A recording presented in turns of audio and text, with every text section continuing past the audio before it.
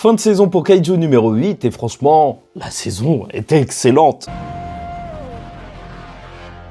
Mesdames et messieurs, ici Chach sur la chaîne secondaire, c'est Ayachage, le Phénix, pour parler de l'épisode 11 et 12 de Kaiju numéro 8 et donc parler de cette fin de saison et faire un petit avis global sur la saison. Et même, on va commencer par ça.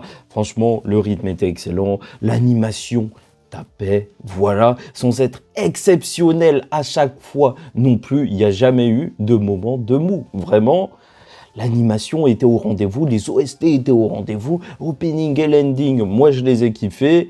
Et Kaiju numéro 8 a encore de beaux jours devant lui, enfin je l'espère. Donc il y a eu assez de bruit autour de la série, parce que ce serait dommage de passer à côté, tant c'est pas forcément ultra novateur, mais il y a quand même ce vent de fraîcheur avec le protagoniste qui est particulièrement attachant et un petit peu plus vieux que la moyenne, donc quelqu'un qui a déjà raté sa vie, qui se relance. C'est quand même assez drôle dans un shonen, tu vois, de partir directement d'un personnage qui a subi une énorme défaite, et je te parle pas juste si en fait dans un certain sens tout le monde subit une grande défaite en étant un orphelin et tout, mais là c'est carrément son rêve de base qui l'avait plu, et donc le voir se remotiver et compagnie, Kafka durant cette première saison, c'était excellent. Et même terminé à ce moment précis, c'est pas du tout anodin, étant donné qu'on a eu d'abord l'épisode 11 qui était bien sûr la révélation donc de ce qui allait arriver à Kafka, étant donné que tout le monde l'a appris. Et c'était un épisode qui, encore une fois, marchait très bien. Peut-être un passage obligé, peut-être un passage classique,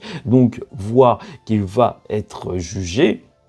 Mais plus que ça, voir ses camarades directement le soutenir, mais c'était excellent, tu vois, et c'est ça qui est fort avec Kaiju numéro 8, parce que bien sûr que ça arrive souvent dans les animes, tu vois, quand ils suspicion de traîtrise et tout, les gens ils sont choqués, ils font pourquoi, blablabla, mais là, au moins, on est allé directement au moment où ils disent « Mais non, il nous a protégés depuis le début, ça va, il y a eu de la logique directement, ce qui manque à certaines séries. » Et c'était bon, voir qu'ils ont tous fait le salut quand Kafka, il est parti.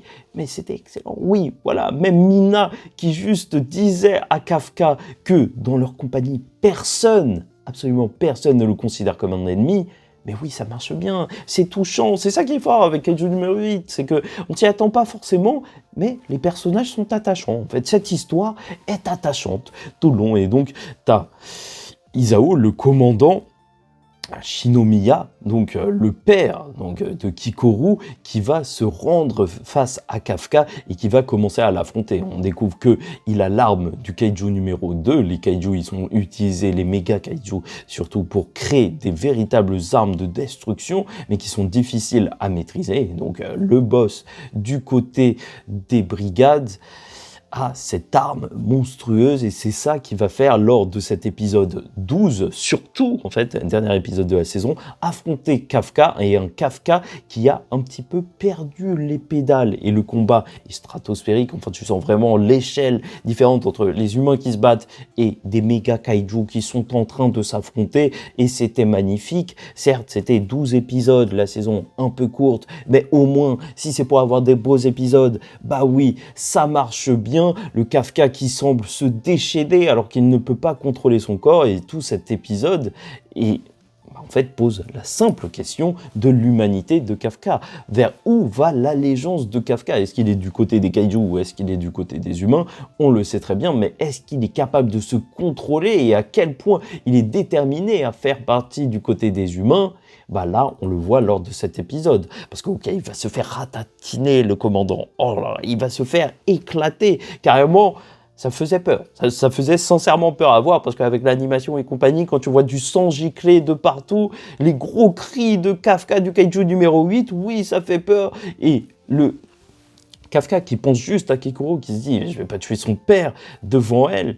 Mais ça marche, ça montre à quel point c'est attachant en fait, parce qu'il pense même directement à sa camarade, tu vois, il pense directement à sa camarade avant le fait qu'il pourrait tuer quelqu'un, parce que en fait il tient à elle. Mais oui, bien sûr, il pense aussi au fait qu'il pourrait tuer le commandant, mais donc il va se donner ce coup à lui-même, il va réussir à reprendre le contrôle assez pour pouvoir se détruire. Après, le combat, il était intéressant parce qu'on voyait la méthode de combat d'un véritable kaiju, tu vois, lancer son noyau, sacrifier son cœur, son corps, enfin son cœur et son corps, justement, puisqu'il peut vite se le reformer, ne pas faire attention à la défense parce que c'est pas un humain, il faut qu'il combatte comme un kaiju, donc ce serait intéressant qu'on ait un entraînement de Kafka à ce niveau-là, qu'il apprenne à se battre véritablement comme un kaiju, et ne plus faire attention à son corps. On se dire, vas-y, j'arrache mes bras, j'arrache ma tête, c'est pas grave, ça repousse. C'est vrai que ça doit être assez particulier à faire. Et donc, Kafka a prouvé, en tout cas, qu'il était assez déterminé à ne pas tuer des humains, qu'il était capable de mettre fin à ses jours. Et justement, au passage, le commandant Narumi, normalement, il est beaucoup plus badass que ça dans le manga.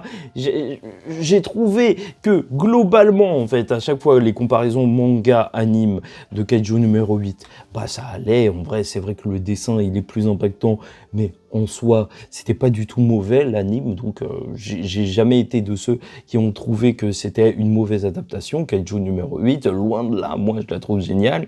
Mais par contre, pour le chara-design de Narumi, c'est chaud parce qu'il est plutôt badass comme perso, mais vous le verrez bien.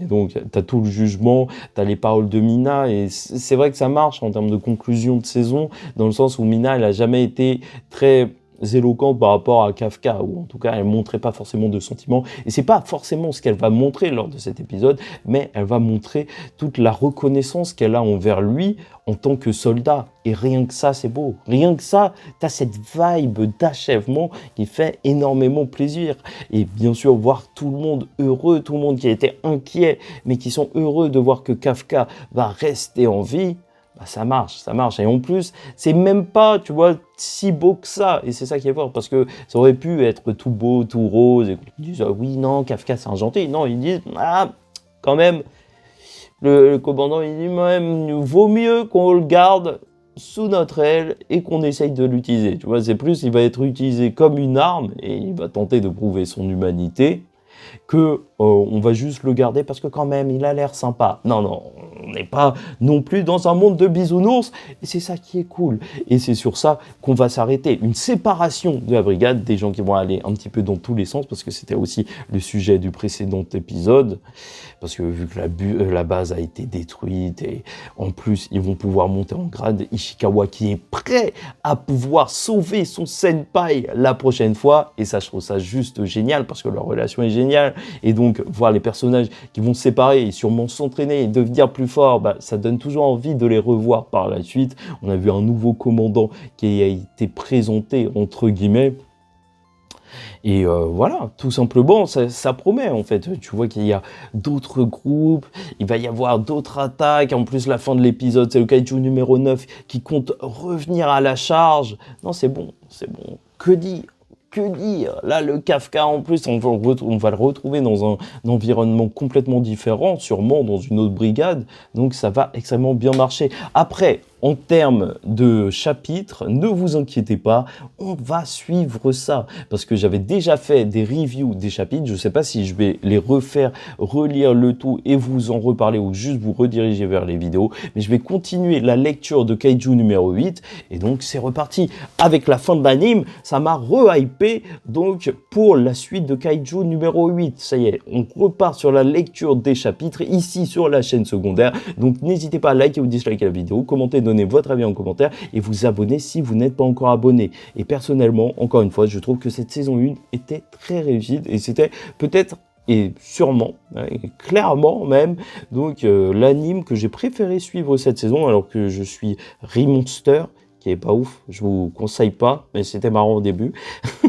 Demon Slayer, My Hero Academia, Windbreaker, c'était marrant aussi, mais voilà, la vibe de Kaiju numéro 8 m'a plus eu, donc cette saison pour moi, c'est Kaiju numéro 8 qui le remporte. Et donc pour ceux qui veulent suivre l'aventure en manga désormais, il faudra revenir au tome 5 de Kaiju numéro 8 et le chapitre 39, donc pour suivre la suite des aventures de Kafka. Mais de toute façon, on en parle sur la chaîne et je vous mets même le lien de la vidéo en description. On en parlera sur la chaîne. N'hésitez pas à me dire justement même quel est votre animé de la saison.